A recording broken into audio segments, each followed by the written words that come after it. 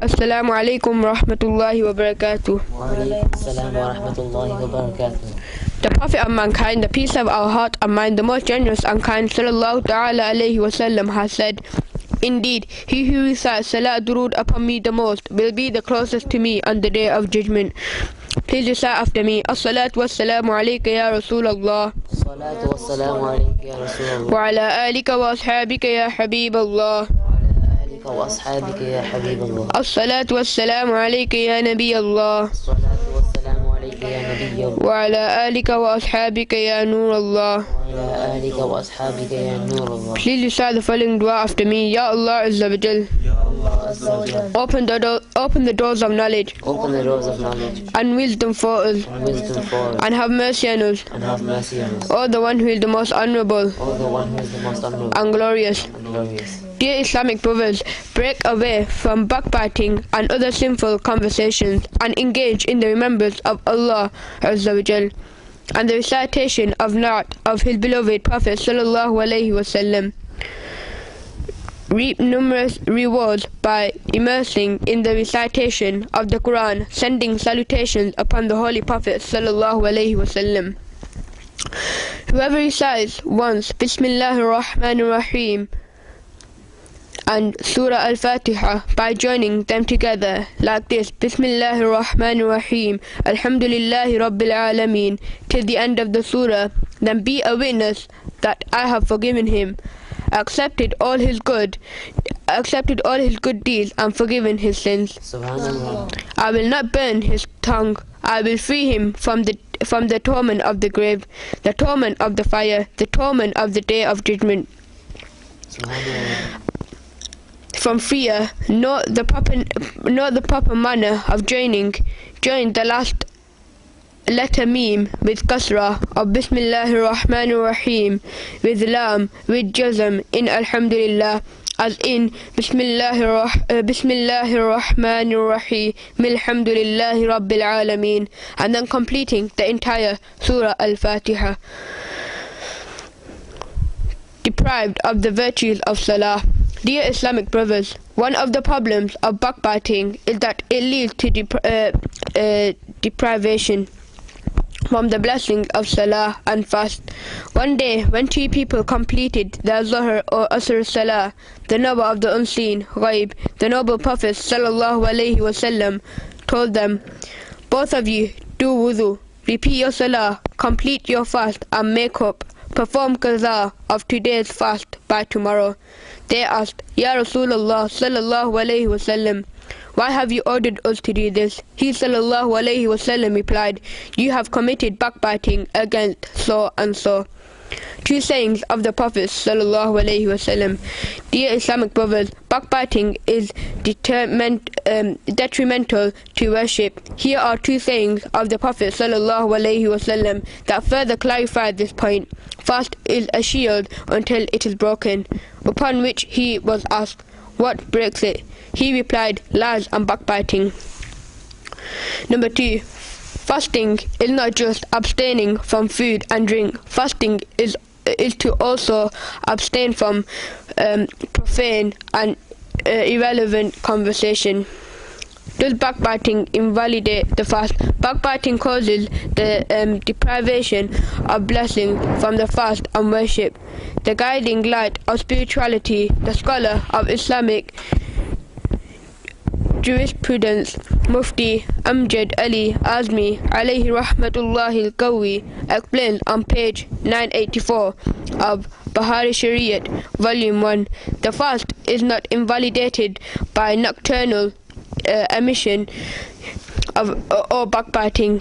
Even through backbiting is a major sin, as the Quran likened backbiting to devouring the flesh of your dead brother, and the Prophet sallallahu alaihi wasallam classified it as a sin worse than fornication. However, the blessings are taken away from the fast. On page 996, the Shaykh rahmatullahi ta'ala alayhi has further added, sinful acts such as lies, tale-bearing, backbiting, abusing, vulgarism, and hurting others are generally haram. Moreover, whilst observing fast, these acts are even worse even worse, and bring a sense of repugnance to the fast.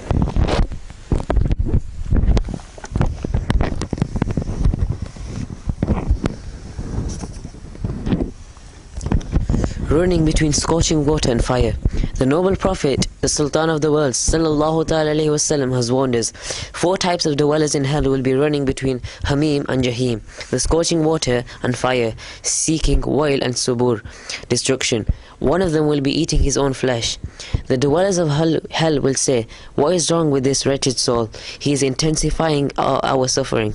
They will be told, "This wretched person used to eat others' flesh, backbite, and was a tale-teller."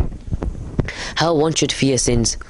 Dear Islamic brothers, alas, the painful torment of hell. It is imperative that we distance ourselves from backbiting and sins, or else we will face extreme hardship. We should have remorse and fear because of our sins. Here is a parable that explains tremendous fear that our righteous predecessors possessed. Once a caravan of Abidin, righteous worshippers, set out on a journey. Sayyidina Atta rahmatullahi ta'ala alayhi was also a part of the group.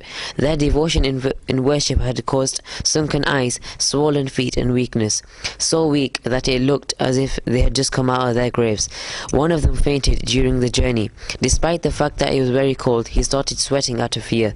When he regained consciousness, people asked him about the cause of his perspiration, to which he replied, "When I crossed this area, the sin that I had once committed here came to my mind, and an intense fear of the accountability on the day of judgment touched my heart, and I lost consciousness."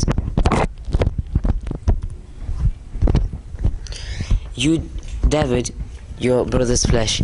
The companion Sayyidina Abdullah bin Mas'ud rahmatullahi ta'ala alayhi has narrated, "We were in the noble court of the Holy Prophet sallallahu ta'ala alayhi wasallam when a person stood up and left. After his departure, a person started backbiting against him, upon which the noble Prophet sallallahu ta'ala alayhi wasallam said, 'Pick your teeth.' The person asked, 'Why should I pick my teeth as I have not eaten any meat?' The Holy Prophet sallallahu ta'ala alayhi wasallam replied, 'Indeed, you have eaten your brother's flesh. You slandered him.' 16 examples of backbiting when one departs from a gathering. When some people leave from a gathering, others often slip into backbiting against him. They should learn a lesson from the aforementioned narration. Here are some expressions of backbiting listed to serve as examples. Number 1, good riddance, he is gone. Number 2, we were bored in his company. Number 3, he argues just for the sake of it.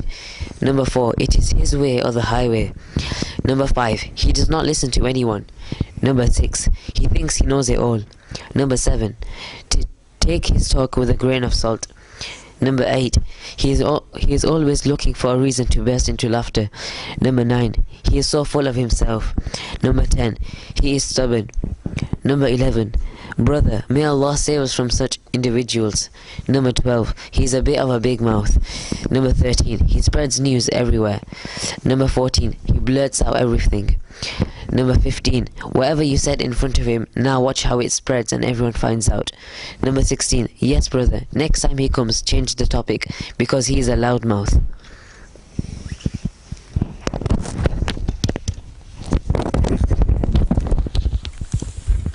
Vomited me.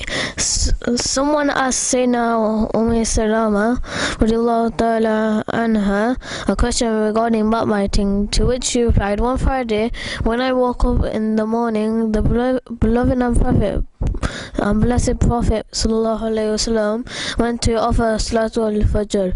One of my neighbors, an Asri woman from Medina, came to the house and began to speak ill, backbiting against some men and women. I also took part in it and began to laugh. Upon the return of the noble Prophet sallallahu alaihi wasallam, we became silent. The Holy Prophet sallallahu alaihi wasallam covered his nose with a corner of his shawl as he stood in the doorway and ordered, "Both of you, go and rinse your mouths with water."